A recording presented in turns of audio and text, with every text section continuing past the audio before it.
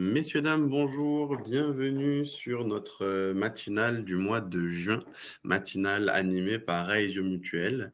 Je suis aujourd'hui accompagné de David Malartre de Capiconsul. Bonjour David. Bonjour à tous, bonjour. Avant de commencer notre sujet du jour, je vous propose d'attendre encore une petite minute, histoire que les inscrits puissent se connecter et puis ensuite on pourra débuter notre webinaire.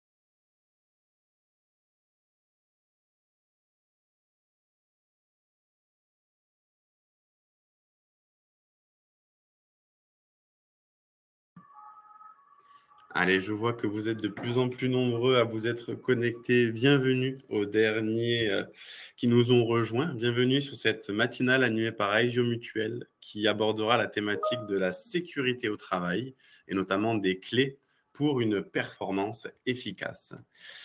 Avant de commencer et de rentrer dans le vif du sujet, quelques règles de fonctionnement de ce webinaire. Donc, nous sommes ensemble pour 1 heure environ, donc jusqu'à 10 heures. Vous aurez bien évidemment accès au replay si besoin. Vous recevrez le lien pour accéder à notre page de replay et webinaire en santé au travail. Donc, vous pourrez retrouver le replay de celui-ci, mais également de nos rendez-vous précédents. Et vous pourrez télécharger bien évidemment le support de présentation. Pour ce qui est des interactions, des questions ou des partages d'expériences que vous souhaiteriez pouvoir justement nous partager, vous allez retrouver en bas à droite de votre écran un onglet qui s'appelle « Questions ». Donc, n'hésitez pas à l'utiliser, à nous écrire pour que l'on puisse justement répondre aux questions spécifiques que vous pouvez avoir sur notre thématique du jour ou peut-être que vous souhaiterez nous partager une expérience autour de ce sujet-là. Donc, je vous invite à pouvoir écrire via cet espace-là. Nous, on aura un œil dessus et on y répondra au fur et à mesure ou de toute manière, on aura un petit temps pour pouvoir répondre à toutes vos questions à la fin de ce webinaire. Alors, tout d'abord, un petit mot sur Aesio Mutuel. Donc, nous sommes une mutuelle qui protégeons 2,5 millions de Français grâce à différentes solutions adaptées à tous les moments de la vie. Au travers de couverture santé, de prévoyance, d'épargne retraite ou d'IARD. Nous sommes la 3e mutuelle spécialisée en France en protection de personnes et chose importante, nous avons une forte proximité puisque nous avons un réseau de 260 agences réparties sur l'ensemble du territoire national. Alors, pour la petite histoire, Aesio Mutuel, qui a été créé il y a maintenant 4 ans, fait partie d'un groupe, AEMA Group, avec donc La Massif, Abeille Assurance et Ophi Invest. L'objectif de ce groupe mutualiste, c'est de pouvoir apporter des réponses éclairées, constructives et humaines face aux grands enjeux de protection liés aux transitions actuelles, au travers notamment d'un réseau multimarque et multimétier. Alors, chez Aesio Mutuel, donc, comme je le disais tout à l'heure, nous proposons des solutions globales d'assurance et de services, au travers notamment de notre activité première d'assureur, mais nous sommes également distributeurs, donc nous distribuons les produits d'assurance, et nous sommes gestionnaires, puisque nous assumons tous les actes de gestion d'un contrat ainsi que la relation client. Nous nous adressons à toutes les cibles, du particulier jusqu'à l'entreprise, en passant par les fonctionnaires, les courtiers, les professionnels indépendants, au travers notamment d'offres personnalisées, d'assurance de personnes, d'assurance de dommages, de solutions d'épargne et de solutions pour les professionnels indépendants. Un mot très rapide sur la fondation qui œuvre autour de 3 grandes thématiques, la santé et l'environnement, la santé au féminin et le bien vieillir. Et notamment, la Fondation Aesio, depuis 2021, agit sur une thématique dont on parle énormément cette année, c'est la thématique de la santé mentale. Donc, elle agit notamment en soutenant des initiatives pour les accompagner dans le développement de leur activité. Donc, ça fait le lien avec notre engagement en matière de prévention, puisque chez Aegio Mutuelle, nous nous sommes donnés comme mission d'accompagner les adhérents à chaque étape de leur vie en les aidant à prendre soin d'eux aujourd'hui pour préserver leur santé de demain. Et donc, cet engagement, il se traduit par la création de notre service de prévention Préva Aegio. Aujourd'hui, nous œuvrons autour de 2 grands enjeux, un enjeu de santé publique et un enjeu de santé au travail. Alors aujourd'hui, je vais vous présenter Préva Aegio pour les entreprises. Notre service se structure autour de 3 grands enjeux de santé au travail. Premier enjeu, c'est la mise en conformité avec les obligations légales de l'employeur. Donc, comment est-ce que l'on accompagne les décideurs et les référents prévention dans la mise en conformité avec une réglementation qui évolue constamment au travers notamment du document unique d'évaluation des risques professionnels, des formations obligatoires, mais également de la démarche de prévention. Et vous le verrez, ce sera un petit peu le fil rouge de notre thématique du jour. Deuxième enjeu, ça va être la limitation à l'exposition aux risques professionnels, donc tout ce qui va tourner autour des troubles musculo-squelettiques, par exemple, des risques psychosociaux. Et troisième enjeu, la santé et le bien-être des salariés.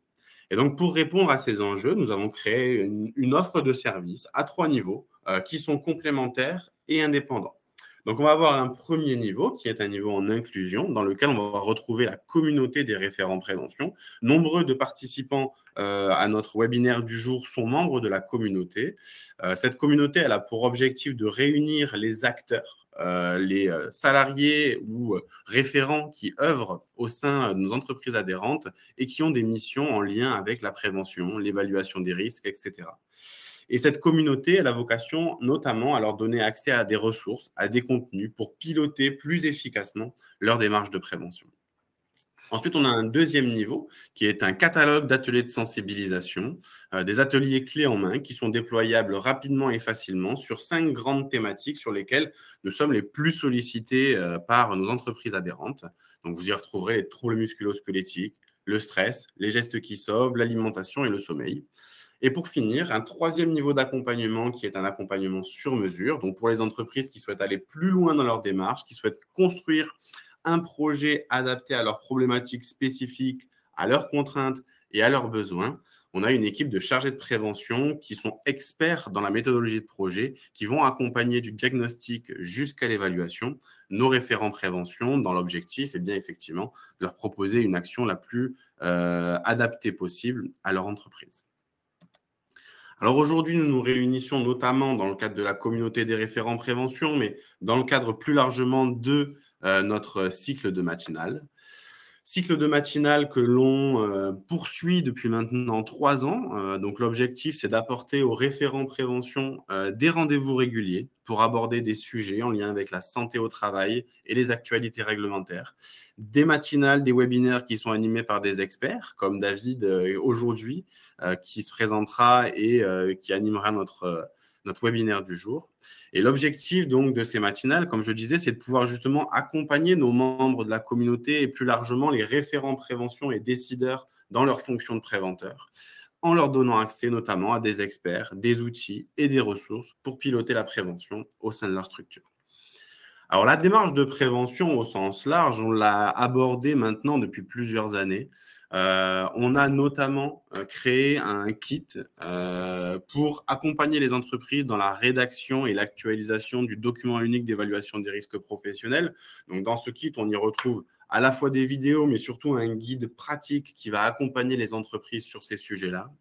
On a animé également une matinale, alors à l'intention d'une cible un peu spécifique, puisqu'on s'adressait principalement aux TPE, mais en tout cas sur les obligations en matière de santé au travail.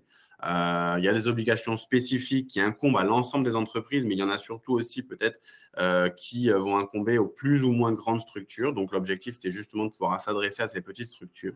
Et aujourd'hui, on aborde le sujet de la sécurité au travail, notamment des clés pour une prévention efficace en entreprise. Donc, je vais maintenant laisser la parole à David Malartre, donc de Capiconsult, qui va animer la séance d'aujourd'hui. N'hésitez pas encore une fois à utiliser l'onglet questions pour interagir, réagir et nous faire des partages d'expériences. Nous, on sera ravis de pouvoir les lire et pouvoir y répondre. David, je te laisse la parole. Merci Antoine. Bonjour à tous. Bonjour, David Malartre de la société Capiconsult. Moi, je gère l'agence Capiconsult de Loire-Auvergne, préventeur depuis des années dans le monde industriel. Et aujourd'hui, j'accompagne les entreprises, grandes, petites, moyennes, sur tous les sujets de santé, sécurité et conditions de travail. Aujourd'hui, on va aborder un thème, c'est le thème numéro 1 de la sécurité, c'est la prévention. Déjà, qu'est-ce que la prévention? Expliquer l'ensemble des fondements de la sécurité et toutes les stratégies efficaces que l'on peut mettre en place dans un seul et unique objectif, protéger l'ensemble de nos collaborateurs. Je pense que tous ceux qui sont connectés, personne ne souhaite qu'il y ait un de nos collaborateurs qui parte dans un camion de pompiers, c'est l'extrême. Mais malheureusement, c'est le quotidien en France de tous les jours. Le nombre d'accidents du travail ne baisse pas énormément, voire ne baisse pas, et les accidents mortels sont toujours très présents dans nos activités, quelles qu'elles soient, tertiaires, médico-sociales, industrielles, les métiers de bouche ou autres, les métiers de commerce. Le sommaire, déjà, c'est de comprendre un petit peu les bases avec certaines définitions essentielles et le cadre réglementaire de la santé, la sécurité et les conditions de travail. Simplement planter un petit peu le décor de qu'est-ce qui tourne autour de l'accident du travail et de la maladie professionnelle. Ensuite, on rentrera un petit peu plus dans le détail des démarches que l'on peut mettre en place autour de ce grand mot qui est la prévention. Toutes les méthodes pour réduire le risque à la source afin d'éviter d'avoir des préjudices physiques ou mentaux, puisque la santé mentale est rentrée aussi dans le Code du travail, sur l'ensemble de nos collaborateurs. Pour ensuite s'appuyer sur un des piliers fondamentaux définis dans le Code du travail, qui sont les 9 principes généraux de la prévention. Donc, on va les rebalayer les uns derrière les autres. L'importance des 9 principes généraux de prévention, c'est vraiment la chronologie et on va s'y attarder un petit peu aujourd'hui. Pour ensuite glisser vers des outils d'analyse d'accidents du travail qui sont là pour tout mettre en œuvre pour éviter qu'un accident se reproduise. Et puis un autre outil qui est la visite de sécurité qui peut être réalisée par l'employeur, par le CSE ou par même des salariés ou des managers.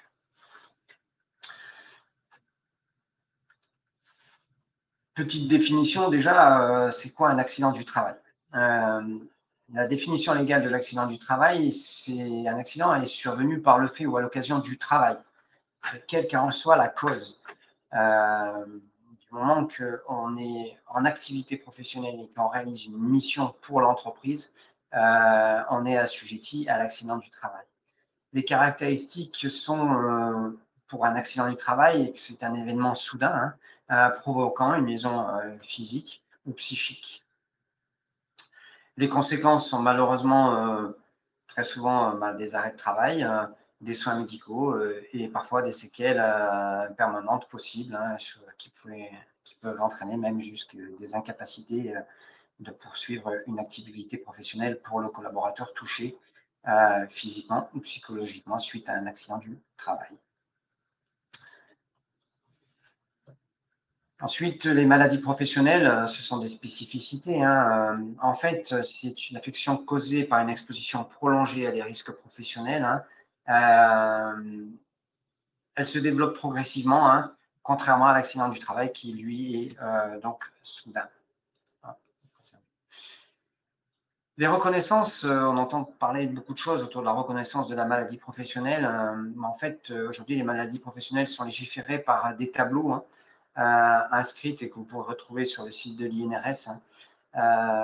Si votre collaborateur ou vous-même vous rentrez effectivement dans les pathologies définies dans les tableaux de l'INRS qui définissent les maladies professionnelles, vous allez être assujetti à cet accompagnement. Si vous ne rentrez pas dans les tableaux, malheureusement, vous ne serez pas pris en charge comme une maladie professionnelle.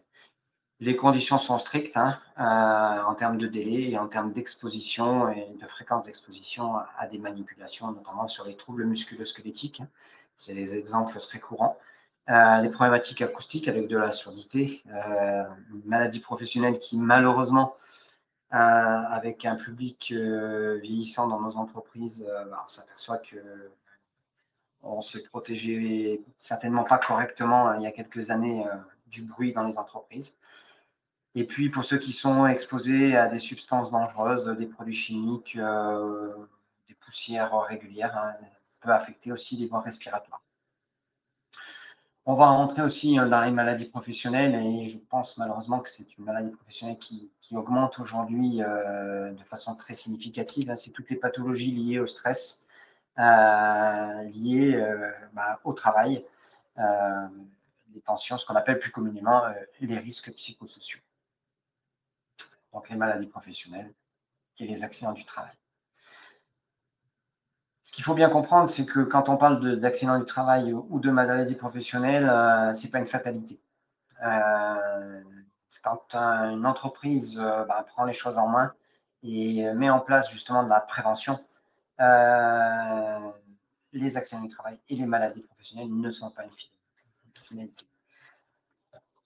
Premier acteur, et c'est pour ça qu'on est aujourd'hui, la prévention. La prévention, c'est, comme son nom l'indique, pour faire de la prévention, c'est qu'on agit en amont. Avec un seul et unique objectif, c'est tout mettre en œuvre afin de réduire la probabilité d'occurrence des accidents du travail. C'est-à-dire anticiper avant que le dommage il existe. Tout mettre en œuvre pour protéger ses salariés par de la prévention. Les méthodes, très simple, hein. Déjà connaître ce process, connaître les risques, les identifier et réduire ces fameux risques à la source. On verra comment le faire dans la méthodologie un petit peu plus tard. Qui peut être acteur? Bien entendu, les employeurs, forcément du fait de leur responsabilité, pas de débat sur l'employeur. Mais on ne pense pas assez souvent de s'appuyer sur notre CSE qui aujourd'hui est formé en santé, sécurité et conditions de travail, qui eux aussi ont des prérogatives pour accompagner l'entreprise et l'employeur et l'ensemble des collaborateurs en tant qu'instance représentative du personnel dans la prévention. Et le CSE a souvent, comme on dit, les mains dans le cambouis, donc connaît les risques parce qu'il est exposé tous les jours et a certainement des bonnes idées à faire remonter pour mettre en place de la prévention. Autre acteur important, la médecine du travail et bien entendu l'ensemble des salariés. Il est très important de toujours prendre en compte l'aspect prévention avant celui de la protection. Je préfère intervenir en amont pour éviter qu'il y ait un accident du travail, plutôt que de se dire tant pis si j'ai des accidents du travail, je leur ai mis un casque, je leur ai mis des gants et je les ai protégés. La prévention, elle vise à limiter les dangers afin qu'ils ne causent des accidents du travail, voire des maladies professionnelles. Justement, quand on parle de protection, la protection est là simplement pour limiter les conséquences. Elle est efficace quand en termes de prévention, quoi qu'on mette comme outil, comme organisation autour d'un poste de travail, on n'est jamais sûr que l'accident ne pourra pas survenir. Donc la protection vient effectivement en second lieu, tout simplement par des équipements de protection individuelle. Des gants, des lunettes, des harnais, des chaussures de sécurité. Dans la partie protection rentre aussi tout ce qui est lié à la signalisation, alerte des dangers persistants, des dangers sur lesquels on n'a pas pu intervenir en moyen de prévention. Et puis on l'oublie souvent, de réfléchir aussi à l'impact des accidents du travail par des procédures d'urgence, d'analyser aussi comment notre accident du travail a été géré dans le dur, dans le curatif, pour gérer la procédure d'urgence. Je le répète, la protection intervient quand on a tout mis en œuvre pour éliminer le plus de risques possible. Et lorsque ce n'est pas possible, on vise à diminuer la gravité du dommage potentiel des salariés qui sont exposés à ce risque. Prévention en amont, limiter la probabilité que l'accident se produise. Protection quand on n'a pas pu ou quand on ne peut pas tout mettre en œuvre pour garantir, et le risque est toujours là, la probabilité d'accident. Le cas échéant, on interviendra bien entendu en complément sur de la protection. Le point important aujourd'hui, c'est cette démarche globale de prévention. Comment la mettre en place? Déjà, il faut connaître ses process, il faut connaître ses activités. Et quand on connaît ses process et ses activités, il faut prendre le temps. Il faut arriver à se concentrer pour aller identifier, repérer tous les risques présents dans un environnement de travail. Je vous donnerai quelques clés derrière sur les facteurs de risque. Mais déjà, pour un employeur, pour un CSE, pour un RH, pour un manager, de prendre le temps d'aller regarder son process d'une façon différente, afin d'identifier et de repérer les risques présents dans l'activité concernée. Une fois qu'on a fait ça et qu'on a identifié les risques, c'est de se poser la question suivante sur l'évaluation. C'est de mesurer la fréquence. Quelle est la fréquence ou la durée d'exposition auquel mes collaborateurs sont exposés à ce risque? Est-ce qu'ils sont exposés 5 à 10% de leur temps de travail ou est-ce qu'ils sont exposés 70 à 100% de leur temps de travail? Forcément, plus on est exposé à un risque, plus la probabilité d'accident est importante. Est-ce qu'on ne peut pas diminuer cette fréquence? Comment on peut bloquer certains process? Je prends toujours l'exemple de l'armoire électrique qui est ouverte avec les clés dessus. En termes de fréquence d'exposition, toute personne à n'importe quel moment peut ouvrir cette armoire électrique et être exposé au risque électrique. Je mets un cadenas et je ferme mon armoire électrique, je vais bien diminuer la probabilité, la fréquence d'exposition des collaborateurs à ce risque-là. Seules les personnes habilitées pourront intervenir dans l'armoire électrique. Deuxième facteur d'évaluation, ça va être la gravité. La gravité, c'est la partie un petit peu la plus complexe parce que des fois, on peut avoir le facteur chance sur une chute de plein pied. Je vais glisser sur un tapis, je vais faire une cascade assez spectaculaire et puis finalement rien à voir. Comme des fois, je vais simplement glisser, mettre la main par terre et me faire un scaphoïde avec 45 jours d'arrêt. Très difficile de coter cette gravité. Mais néanmoins, entre un accident mortel et un accident avec de la bobologie qui peut être géré en interne, essayer d'avoir un curseur sur cette évaluation du danger auquel j'expose mes salariés.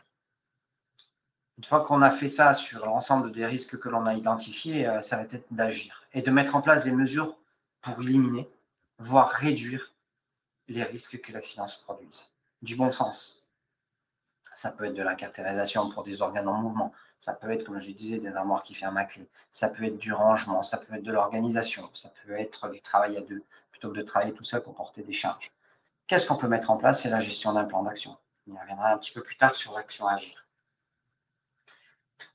Et puis, cette démarche globale de prévention, ce n'est pas parce qu'on a mis des choses en place il y a quelques années qu'elles vont être pérennes dans le temps. Nos process changent, le personnel change aussi. Il ne faut pas oublier de contrôler l'efficacité des mesures et les ajuster si nécessaire. Une entreprise, ça bouge, ça va vite. Les mœurs se changent, les collaborateurs changent, les outils de production changent. À nous de contrôler cette efficacité. C'est ça la démarche globale de prévention, d'identifier, d'évaluer, d'agir, de mettre en place des actions et de contrôler l'efficacité de ces mesures et les ajuster dans le temps. Alors, quels sont les facteurs? Le premier facteur qui touche tout le monde de n'importe quelle activité, qu'on soit dans le tertiaire, dans le technique, dans le métier de soins, dans les carrières, sur les TP, BTP, peu importe, on est tous impactés par l'environnement physique. Et aujourd'hui, l'ambiance thermique, je crois qu'en France, il fait chaud un petit peu de partout. Oui, aujourd'hui, l'ambiance thermique est un facteur physique qui peut toucher les collaborateurs et qui peut avoir un impact sur leur santé. On ne travaille pas dans les mêmes conditions quand il fait 45 degrés que quand il fait 21, 22 degrés. Il n'y a pas de limite de température dans le code du travail. Ne cherchez pas une valeur maxi, une valeur mini, ça n'existe pas. Parce que le code du travail est sur des process génériques. Quelqu'un qui travaille dans des fonderies, si on lui dit qu'il ne doit pas travailler au-dessus de 25 degrés, on arrêterait les fonderies en France. Le froid, ceux qui travaillent dans l'agroalimentaire, qui travaillent dans des chambres froides, travaillent à des températures négatives, c'est autorisé dans le code du travail, à condition que l'employeur mette les moyens nécessaires afin de protéger ses salariés.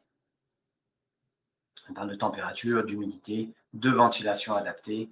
On peut parler aussi de poussière, on peut parler de vibration, tout ce qui va être autour de l'environnement physique. On va retrouver aussi l'éclairage, une luminosité suffisante.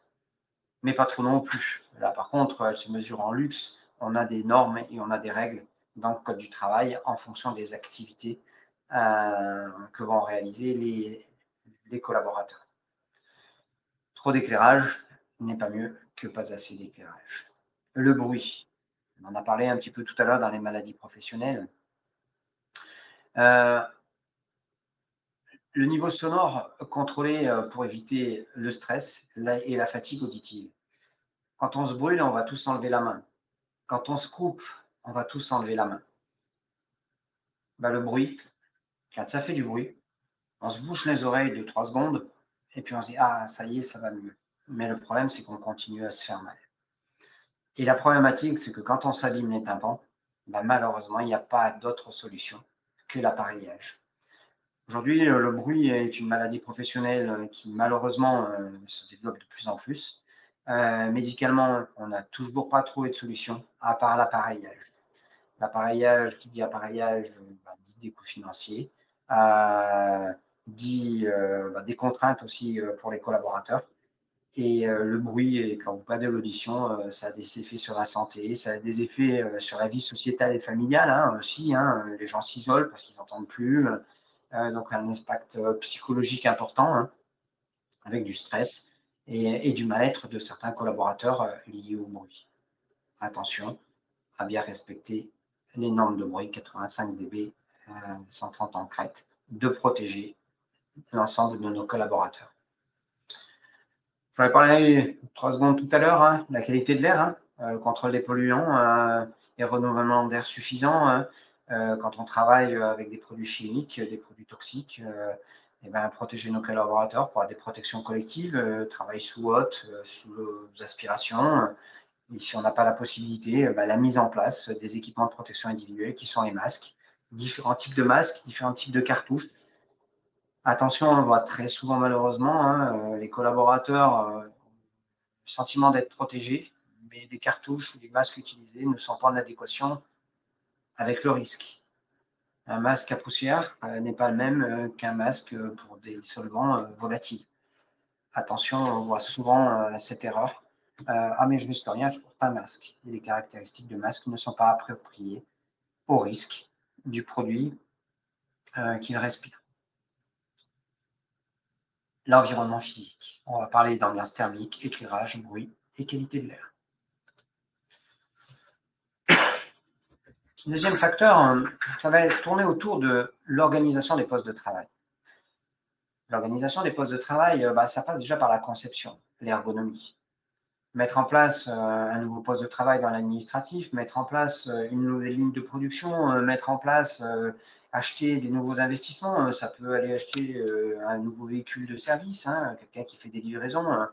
Il vaut mieux privilégier certains types de véhicules en fonction de l'utilité qu'ils vont avoir pour faciliter l'ergonomie du collaborateur qui devra les utiliser tous les jours. Ça se base, la conception ergonomique démarre dès le début du projet. Et malheureusement, on voit très souvent plus sur pourquoi on a ce projet, comment produire, comment répondre aux besoins clients. Et après, on réfléchit à l'ergonomie. Du coup, ça coûte beaucoup plus cher.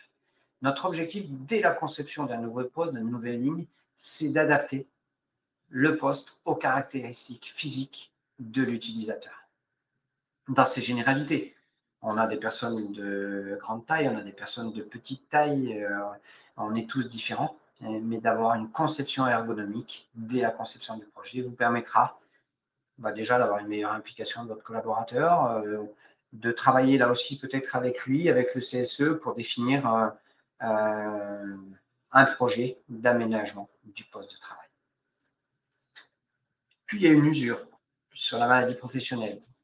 On appelle ça la rotation des tâches, c'est l'alternance des activités pour réduire les sollicitations répétitives, qui va nous entraîner malheureusement, le cas échéant, des troubles musculo-squelettiques.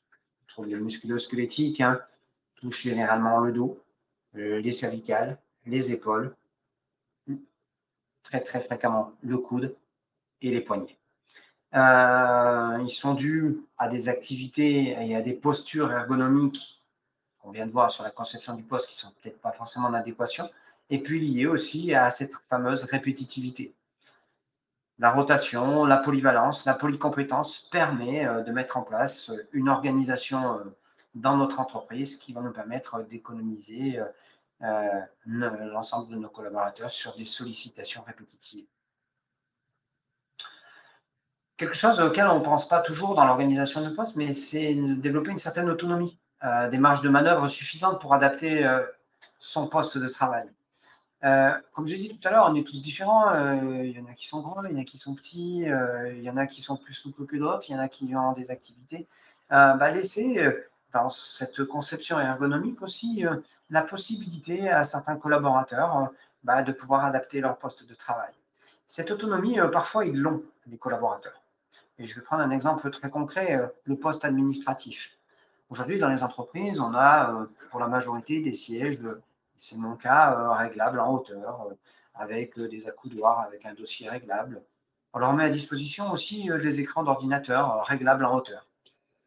Lors de mes visites dans les entreprises, combien je vois que les écrans ne sont pas réglés à la bonne hauteur. Mais vous n'avez pas réglé votre écran, pourquoi?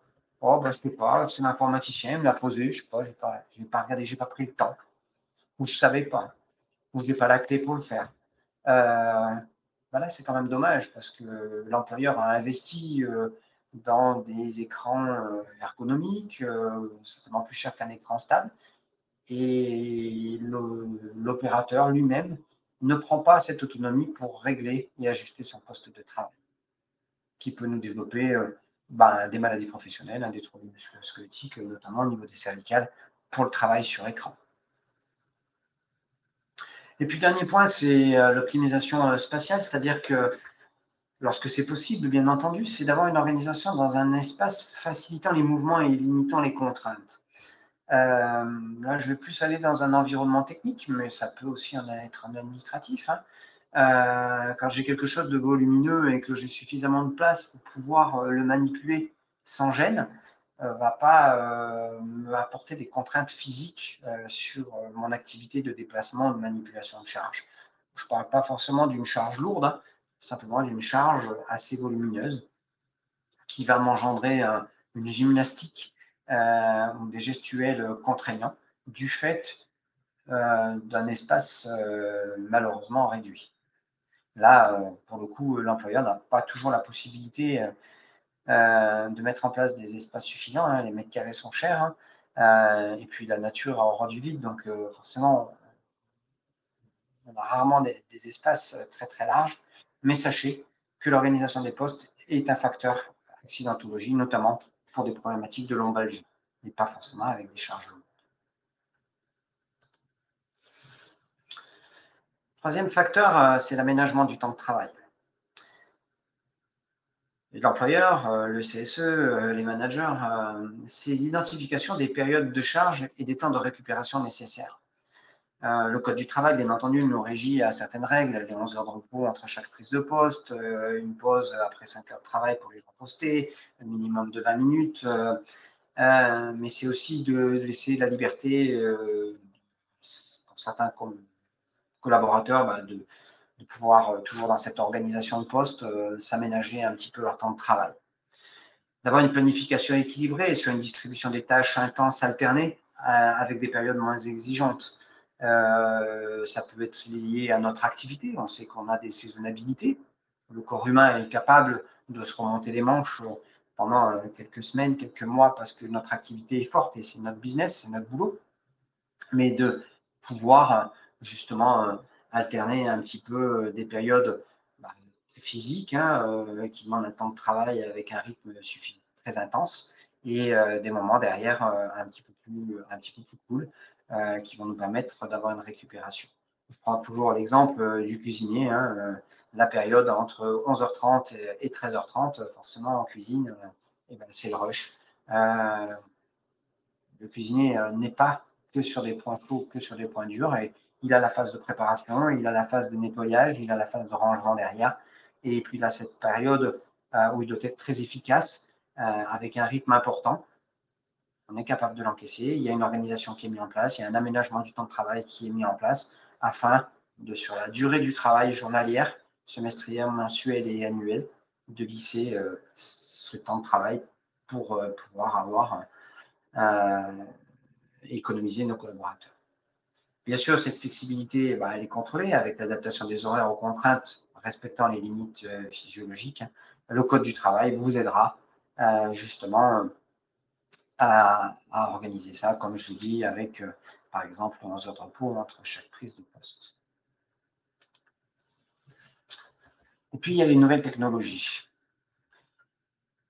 Les nouvelles technologies peuvent améliorer la sécurité, bien entendu. On va parler de machines, on va parler de robots, on va parler d'exosquelettes, comme vous voyez sur la troisième photo.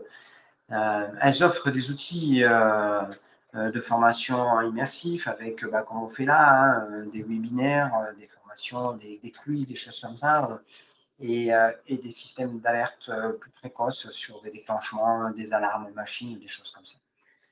Un employeur, quand il investit dans de nouvelles technologies, c'est pour avoir de la productivité, c'est pour économiser son personnel, il investit de l'argent pour son entreprise qui va avoir un impact sur l'organisation, la santé, les sécurités et les conditions de travail. Par contre, il y a un gros risque, c'est la formation. Pensez bien, lorsque vous mettez en place de nouveaux outils de production, de former vos collaborateurs à ces nouveaux outils technologiques. Quand on met en place un nouvel outil, très souvent, on dit au collaborateur, c'est bon, vous savez vous en servir. Le collaborateur va répondre toujours oui. Mais le problématique, c'est que dans les faits réels, quand on se pose devant la machine, tiens, comment ça marche, et puis on essaye, on bidouille. Combien d'entre vous, quand vous allez acheter un nouvel aspirateur, un nouveau robot d'électroménager, combien d'entre vous prennent le temps de lire la notice avant de démarrer la machine? J'avoue, je suis préventeur, je ne le fais pas. Je vais ouvrir mon robot, je vais essayer mon truc, je vais commencer à bidouiller, et puis que c'est quand j'y arrive pas que je vais aller lire la notice. C'est pas bien, c'est trop tard. Parce que s'il y avait un risque avéré à la mise en place d'un couteau, à la mise en place d'une chose comme ça, vu que je n'avais pas eu l'information au préalable, je m'expose à un risque. Dans le monde du travail, toujours formé aux nouvelles technologies. Les nouvelles technologies, il y en a plein. Changement de RP, les gens sont inquiets. C'est un mouvement dans une entreprise, ça va changer les rituels. On dit souvent c'était mieux avant. Accompagnons nos salariés sur des plans de formation, sur des organisations qui peuvent être faites par le fournisseur, qui peuvent être faites par un organisme extérieur, qui peuvent être faites en interne par un manager qui lui a été formé. Mais ne mettez pas des nouvelles technologies sans prendre un minimum de temps pour accompagner vos collaborateurs sur ces nouvelles technologies. Phénomène accidentogène très, très, très significatif aujourd'hui sur les statistiques d'accidents du travail. Pourtant, l'employeur, il a investi, il a mis ça en place dans l'objectif de faciliter la productivité, de faciliter le travail de ses collaborateurs. Et il se retrouve avec un dommage physique ou psychologique. Le peur du changement, vous voyez la tablette, hein, dans le médico-social, faire les relevés, les relèves, les choses comme ça, avant ça se faisait au papier. Il y a certaines générations de passer au mode numérique. Pourtant, ça permet de gagner du temps, ça permet d'avoir une meilleure traçabilité, ça permet plein de choses et c'est un outil facilitateur. Malgré tout, certains collaborateurs ou collaboratrices se sont mis dans le dur, hein, tout simplement de ces nouveaux outils. D'accord? Parce que la peur de l'informatique, la peur de l'outil, et du coup, ça entraîne des risques psychosociaux, du stress, hein, de ces nouvelles technologies. Phénomène important à prendre en compte sur la prévention. Et puis, bien entendu, un facteur accidentogène, c'est l'aménagement de vos locaux. J'ai fait volontairement un grand stock sur la photo avec des collaborateurs, avec des chasubles, avec des identifications, des couloirs de stockage, des allées bien droites, des éclairages sur les allées de circulation. La circulation, les voies de passage dégagées est clairement identifiée, elle va limiter les risques parce que chaque collaborateur, de fait de son professionnalisme, va toujours aller vouloir plus vite, couper des allées de circulation, couper des zones de stockage, couper des zones de chariot, et plutôt que d'utiliser les chemins piétons. Et puis de l'autre côté, il y a aussi de bien veiller à l'accessibilité et à la signalétique, conformément aux normes sur les issues de secours. L'accès aux moyens de secours. Je vais parler des extincteurs. Combien de fois les extincteurs sont encombrés? On doit laisser libre d'accès les issues de secours et les moyens d'extinction. Le marquage au sol est un fabuleux outil de prévention avec des zones assurées, des zones d'identification devant les extincteurs, devant les issues de secours pour signaler les zones piétons afin d'aménager les locaux pour garantir la santé physique de nos collaborateurs. Le marquage au sol, bien entendu, avec des zones dédiées pour le rangement. Ça montre un aspect aussi qualitatif, organisationnel de vos entreprises, avec des accès sécurisés, des rangements ordonnés, des containers bien alignés. En termes d'image de marque, c'est aussi un plus. Et c'est aussi un plus pour la santé et la sécurité de nos collaborateurs. Sans oublier, bien sûr, dans l'aménagement des locaux, tout ce qui est espace sanitaire, mais pas que. Il y a les vestiaires, les toilettes, le réfectoire, d'avoir des accès adaptés aux effectifs, adaptés aux activités aussi spécifiques. Il y a des métiers qui sont plus ou moins salissants. À nous de mettre en adéquation en fonction des besoins les espaces nécessaires pour nos collaborateurs. Et bien entendu, de les maintenir en état d'ordre, de rangement, de propreté et d'hygiène. On va parler des sanitaires, on va parler des vestiaires, on peut parler des salles de repos, des réfectoires, d'avoir des frigos en nombre suffisant et de veiller à leur entretien. Tout ça concerne donc l'aménagement des locaux à mettre en place pour favoriser la prévention et le bien-être dans nos entreprises et limiter l'accidentologie au travail.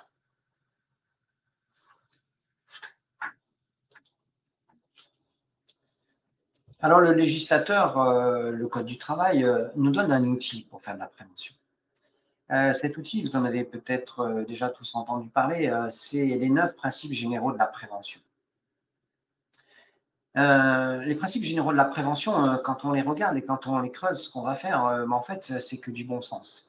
En fait, le plus gros piège dans ces 9 principes généraux de la prévention, c'est la chronologie.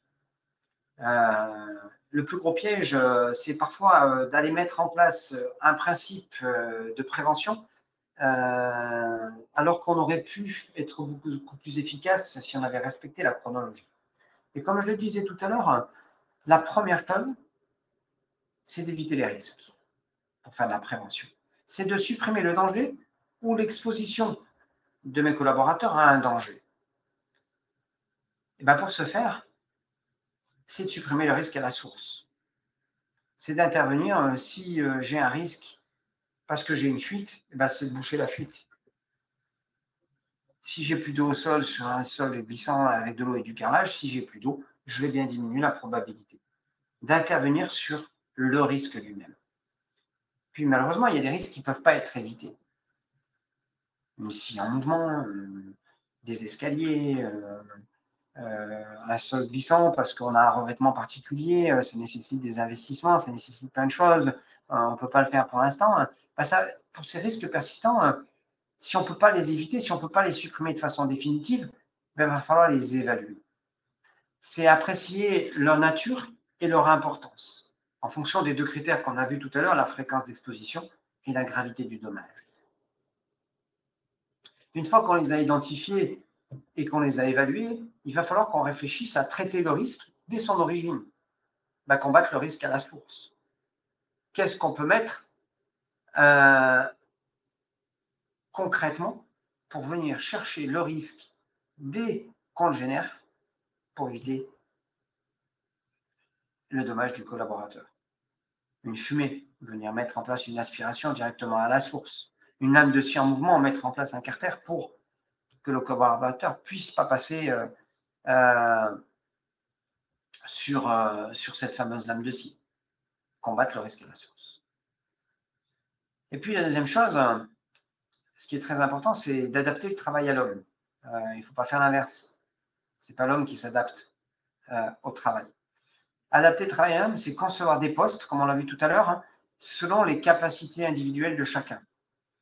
On peut rester sur des généralités, mais il y a, comme je disais, l'aménagement du siège, l'aménagement de l'écran, l'aménagement de la table. Maintenant, on trouve des bureaux manuels ou électriques, qui vont se régler en hauteur en fonction des activités du moment. Tout ça, c'est d'adapter le travail. Comme je dis, maintenant, on a des bureaux réglables, on a des outils de manutention. On se doit aussi de, Google est votre ami, de tenir compte de l'évolution des techniques, intégrer des nouveaux systèmes, des nouvelles méthodologies, des nouveaux outils de manutention, d'ergonomie. Il existe plein de choses et Internet est un fabuleux outil pour aller faire un petit peu cette veille-là. On se doit aussi de réfléchir, de remplacer ce qui est dangereux par ce qui l'est moins. On peut parler des produits chimiques. On peut parler aussi d'organisation de postes de travail. Pourquoi on manipule cette charge 15 fois alors que cette charge, est-ce qu'on a vraiment besoin de la manipuler? Est-ce qu'on a vraiment besoin de prendre tout ça? Est-ce qu'on a besoin d'être travaillé avec ce produit chimique qui est très dangereux? Finalement, ce solvant-là peut être remplacé par quelque chose de moins dangereux. Ça peut avoir un impact aussi sur l'environnement.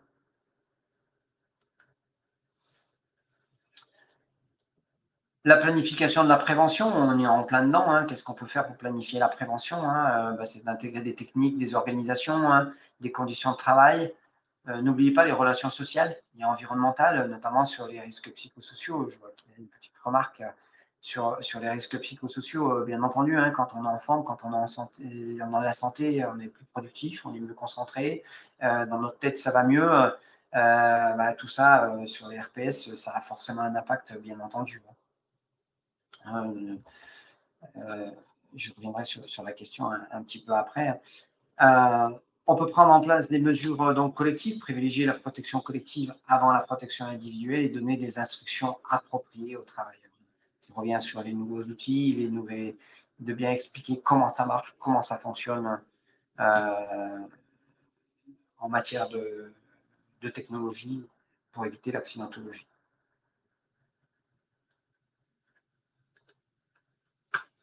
Alors, le Code du travail nous le régit, tout ça, par les 9 principes généraux de la prévention. C'est repris dans l'article 4121-2 du Code du travail. La directive a été transposée en droit français en 1991 et aujourd'hui, nous avons l'obligation d'application. Elle s'impose à tous les employeurs, quelle que soit la taille de votre entreprise, d'utiliser donc ces 9 principes généraux de la prévention. C'est-à-dire que dès la conception des postes, ou pour les postes qui ont déjà été faits, c'est d'aller évaluer ces risques-là via le DERP qu'on va voir un petit peu après, en se basant sur les 9 principes généraux de la prévention qui incombent chaque employeur.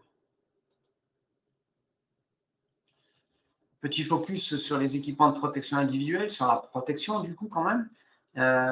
Sachez que mettre un casque sur nos collaborateurs, mettre des lunettes, des gants, des chaussures, oui, bien sûr. Vous retrouverez ça dans le support, mais un casque, il y a des contrôles annuels à faire. Des gants et des lunettes, c'est avant chaque usage. Et puis tout ce qui va être travaux en hauteur, il y a des contrôles réglementaires sur les harnais, les longes, qui doivent être faits par l'employeur. Ce n'est pas parce que j'ai acheté un harnais il y a 10 ans que je suis conforme au Code du travail. Attention à bien veiller au contrôle périodique. J'ai mis quelques exemples là sur les EPI les plus utilisés, mais on doit avoir une veille sur le bon état de nos équipements de protection individuelle. On a 2 outils. Un outil curatif. Quand on a eu un accident, notre objectif, c'est de tout mettre en œuvre pour éviter que l'accident se reproduise une nouvelle fois. Malheureusement, on l'a eu. La méthodologie décrite dans l'INRS, c'est la méthodologie de l'arbre des causes. La méthodologie de l'arbre des causes, elle se décompose en 3 phases. La première phase, c'est d'aller au plus tôt sur le lieu de l'accident du travail et d'aller recueillir des informations. Qu'est-ce qui s'est passé? De prendre des photos, de capitaliser, de charger en éléments pour voir qu'est-ce qui a fait que notre accident soit mis en cause.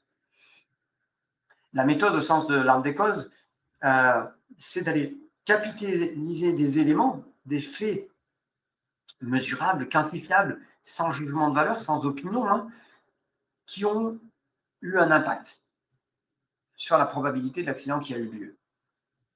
Une fois que je les ai identifiés, il va falloir que je les mette de façon chronologique. C'est-à-dire que je vais partir de mon accident du travail et je vais me poser la question suivante. Qu'a-t-il fallu pour que l'accident se produise? Et là, je vais aller piocher dans ce fameux recueil d'informations où j'aurai préalablement listé les faits qui ont généré mon accident de travail. Comme je dis souvent, un arbre, ça a plusieurs branches. On a très souvent, pour avoir un accident du travail, des causes qui vont être en lien avec le facteur humain, le facteur équipement de protection individuelle, le facteur organisationnel d'une entreprise, le facteur moyen. Est-ce que les moyens mis en œuvre étaient en adéquation avec l'activité que faisait le salarié à ce moment-là? Est-ce qu'il était en bon état? Est-ce que les sécurités étaient en place? Est-ce que je ne peux pas aller plus loin?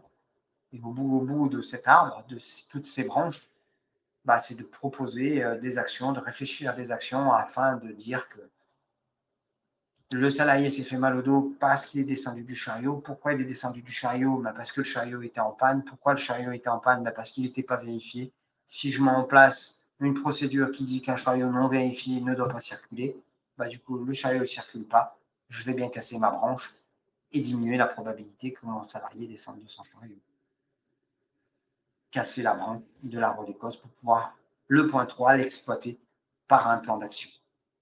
Méthodologie de l'arbre des causes, vous trouverez des ED explicatifs de cette méthodologie, notamment dans l'INRS.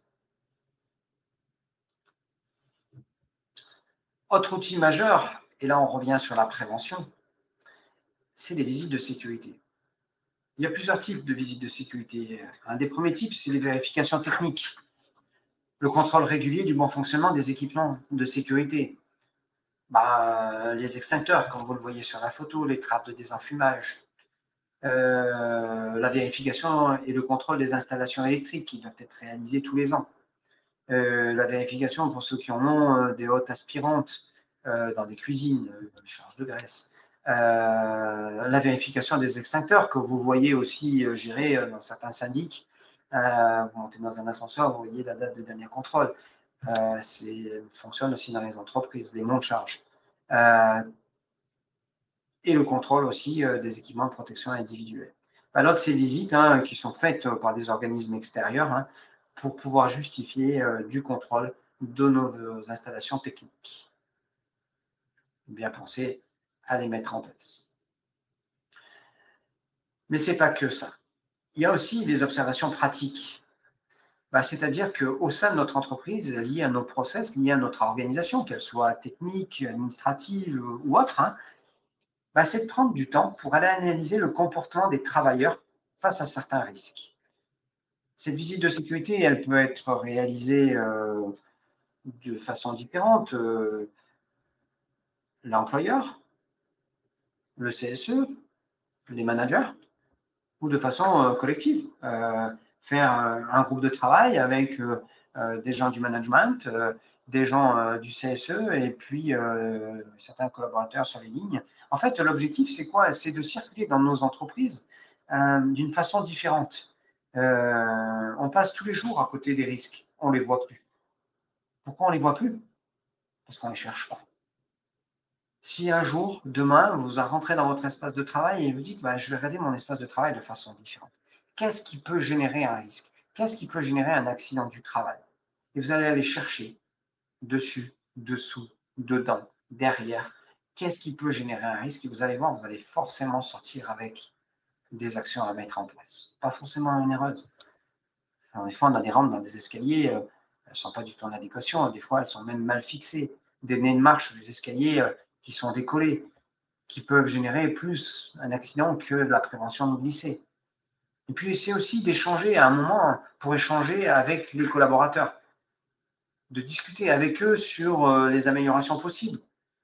C'est eux qui, tous les jours, sont exposés à des risques et ils ont très certainement des idées pour pouvoir apporter des idées, des axes d'amélioration, pas forcément onéreuses en plus, sur l'organisation du travail, sur des petits outillages qui leur faciliteraient la vie et qui diminueraient la probabilité d'avoir des accidents du travail.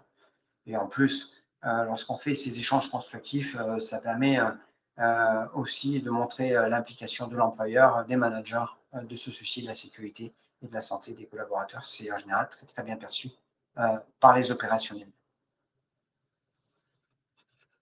La visite de sécurité. Sachez que la visite de sécurité fait partie des prérogatives du CSE. Il se doit de réaliser au minimum 4 visites de santé, sécurité et conditions de travail. Accompagnez-les. Tout ça va nous amener à nous faciliter la vie sur la rédaction et la mise en place de ce fameux document unique d'évaluation des risques professionnels. Le document unique, plus communément appelé le DERP, est un document d'entreprise, quelle qu'en soit la taille, du moment qu'on a des salariés, qui doit être mis en place dans toutes les entreprises. Il doit être actualisé au minimum chaque année ou lorsque je rentre des nouveaux process, des nouveaux risques, des nouvelles activités, changement d'organisation. Cette obligation ne date pas d'hier, puisqu'elle date du 5 novembre 2001, avec un décret d'application au 5 novembre 2002, qui dit que les employeurs se doivent d'évaluer les risques, ce qu'on vient de faire sur la prévention au cours de mon déroulé, mais de le retranscrire, cet inventaire identifié dans chaque unité de travail et de classer ces risques suivant trois critères, les mêmes que tout à l'heure. La fréquence ou la durée d'exposition des salariés à ce risque, quelle va en être la gravité. Et le troisième point, c'est quelle en est la maîtrise de l'entreprise, quelle en est la maîtrise de l'employeur. Est-ce que c'est un risque sur lequel il me reste des actions à mettre en place ou est-ce que c'est un risque pour lequel j'ai tout mis en place et je suis sûr à 100% que je ne peux pas aller plus loin. Ça ne veut pas dire que mon risque est devenu zéro, mais j'ai tout mis en œuvre. C'est d'exploiter en fait cette base pour définir des actions de prévention qui vont être prioritaires face à cette évaluation des risques. Et aussi, pas l'oublier, un dialogue social sur les conditions de travail qui peuvent être repris encore une fois par vos CSE, qui peuvent être repris lors des réunions avec vos managers, dans vos comités de direction. C'est un fabuleux outil de prévention, le document unique d'évaluation des risques professionnels, parce qu'il va nous permettre au minimum une fois par an de se poser autour des sujets de santé, sécurité et conditions de travail, de se dire voilà les risques les plus significatifs de mon entreprise et on en est où en termes de prévention, on en est où en termes de protection.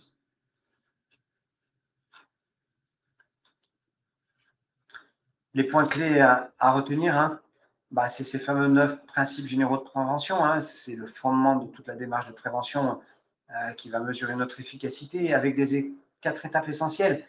Identifier, évaluer, agir et contrôler l'efficacité de ce que l'on met en place avec un seul et unique objectif, tout mettre en œuvre pour prévenir et protéger les salariés face à toute situation accidentelle de notre entreprise. Comme on le dit souvent, la sécurité est l'affaire de tous, mais la prévention doit s'intégrer dans chaque décision d'une entreprise et dans le quotidien de chaque collaborateur. Il n'y a pas que les chefs d'entreprise, il n'y a pas que le manager. Chaque collaborateur à son niveau peut mettre en place et peut sensibiliser son manager, ses collègues de travail, les sauveteurs du travail, les gens du CSE, tout le monde est acteur dans un seul et unique objectif d'éviter de voir partir, malheureusement un jour, un de ses collègues dans un camion de pompiers.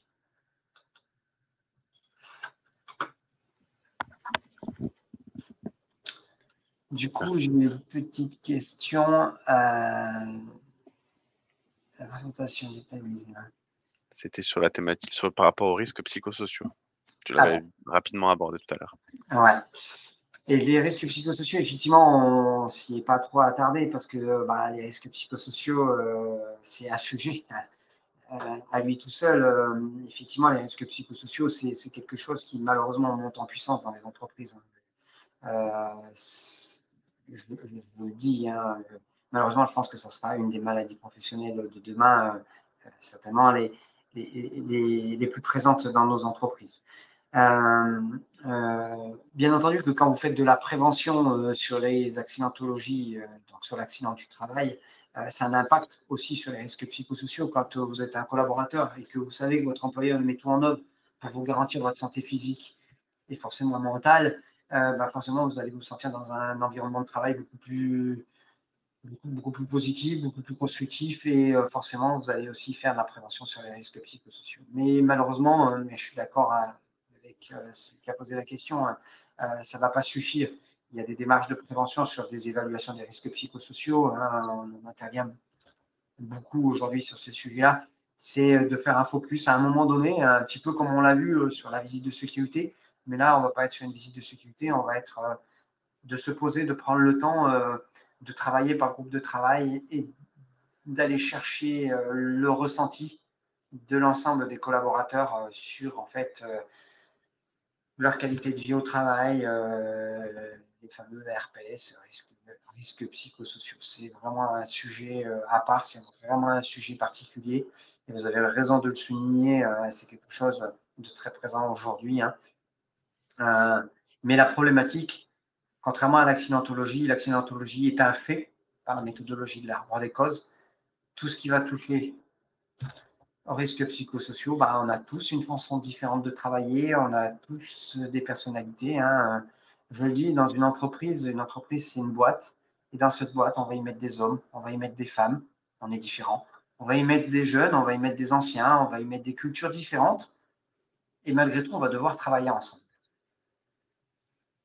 Bah, si on n'organise pas, si on ne met pas en place des outils pour pouvoir limiter bah, les frictions, hein, les violences internes, externes, le sentiment d'injustice, bah, vous vous exposez effectivement à des risques psychosociaux. Vraiment un sujet très très particulier, mais qui rentre effectivement dans la prévention aussi.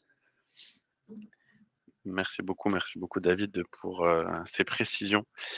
Sur ces sujets des risques psychosociaux pour les personnes qui sont membres de la communauté des référents prévention et qui ont accès à l'espace digital en ligne.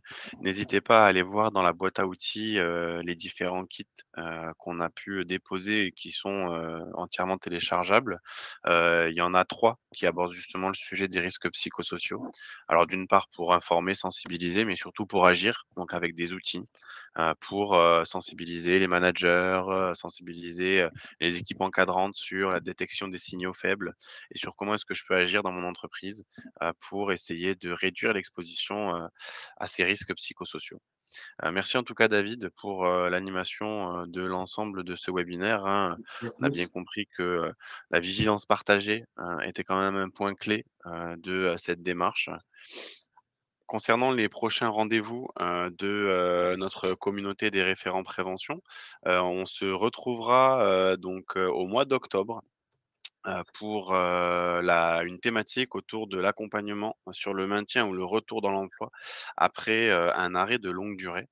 Il n'y a pas de matinale au mois de septembre puisque, pour la 4e année consécutive, nous allons proposer à l'ensemble de nos entreprises adhérentes de participer à un challenge digital solidaire d'activité physique.